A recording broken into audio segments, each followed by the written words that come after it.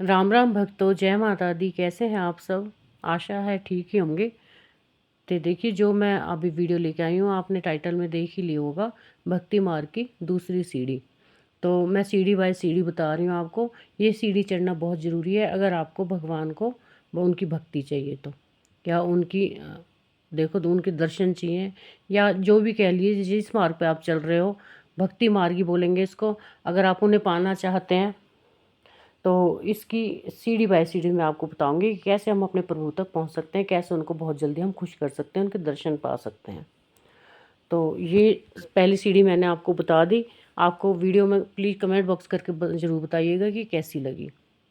तो दूसरी सीढ़ी हमारी है कि हमें जो भी पूजा पाठ बताया गया है, जहाँ भी आपने गुरु बनाया है, जो भी पूजा पाठ बताइए, उसे आप निसंकोच कीजिए जैसे वो बताते हैं। आपने अगर गुरु बना लिया है तो बहुत बेटर है। अगर गुरु नहीं बनाया है तो मैं आपको बताती हूँ कि आप हनुमान जी को गुरु बनाइए अपना।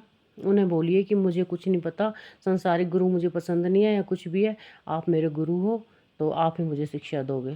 तो इससे बेटर तो बात कोई हो ही नहीं सकती। अगर वो आपके गुरु बन जाते हैं फिर आपको कुछ चाहिए ही नहीं जीवन में। मेरे स्वयं के गुरु वही हैं। हर बात मुझे इतने स्पष्टीकरण देते हैं, हर बात इतने अच्छे से समझाते हैं, मुझे किसी संसार के व्यक्ति से समझने की ज़रूरत ही नहीं होती। तो देखिए, जैसे मैं बोल रही थी कि दूसरी सीढ़ी में हमने क्या करना है। जैसे भी हमें जो पूजा पाठ बताई हुई है, तो उस पूजा पाठ में आपने जैसी भी है वो आपने निसंकोच बहुत प्रेम से करनी है। आसन लेना है अपना शुद्ध भाव से, शुद्ध मन से। कई बार होता है कि नहीं नहाया जाता, बहुत मुश्किल है, तो कैसा भी है तो अपने पूरे कपड़े चेंज कीजिए और अपने जो भी आपने वायु मार्ग वगैरह हैं उनको अपने गीले हाथों से साफ़ कीजिए और कपड़े चेंज करके आप बैठ जाइए आसन पे। बहुत अगर बहुत ज़्यादा मुश्किल है तो वैसे एक लोटा पानी डालने में कोई ज़्यादा देर नहीं लगती है। तो बस आप उनका सुमिरन कीजिए और सबसे पहले आप उनका भोग बनाएं। जो भी आप खाते हैं, पहला आप प्रसाद, जैसे एक परोंठा हो गया, मीठा हो गया, जो भी आप बनाना चाहते हो, छोटा सा थोड़ा सा हलवा बना दिया, कुछ भी, तो भोग जरूर लगाना है सुबह शाम। आपने दूध पी रहे हो तो दूध का एक गिलास दूध रख दिया, उसके साथ 2 बिस्किट रख दिए सुबह उठते ही। अगर सुबह उठते उठते कुछ नहीं बनता है तो होता है कि दूध और बिस्किट रख दिया, कोई ड्राई फ्रूट रख दिया। तो ये उनका भोग सुबह शाम आपने ज़रूर लगाना है। एक लोटा पानी ज़रूर रखना है, जैसा भी आपके पास तांबे का कैसा भी लोटा है वो ज़रूर रखना है आपने। उस लोटे का क्या करना है आपने कि सारे घर में छिड़क के, सुबह का शाम को और शाम का सुबह को छिड़क के, थोड़ा सा छिड़काव लगा के दरवाजे तक।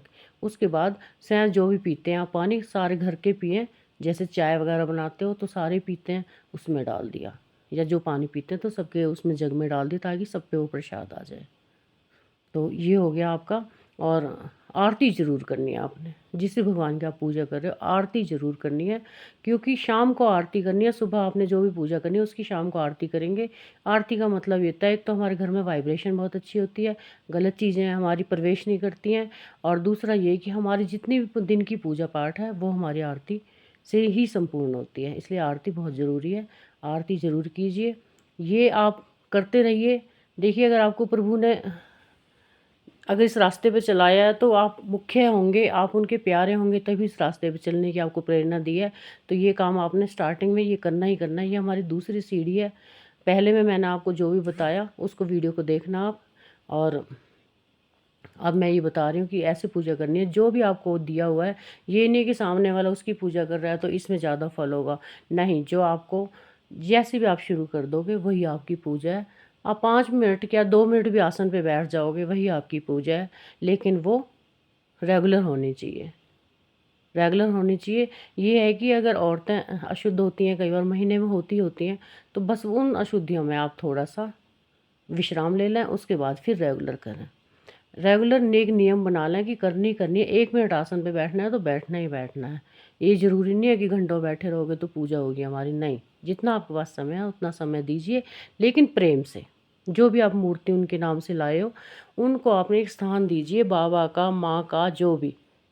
और उनसे प्रेम से, जैसे हमारे घर के सदस्य होते हैं वैसे उनको सदस्यों को मानना है, वैसे उनको भोजन वो भोग लगाना है। पहला भोग उनको, बाद में हमारा।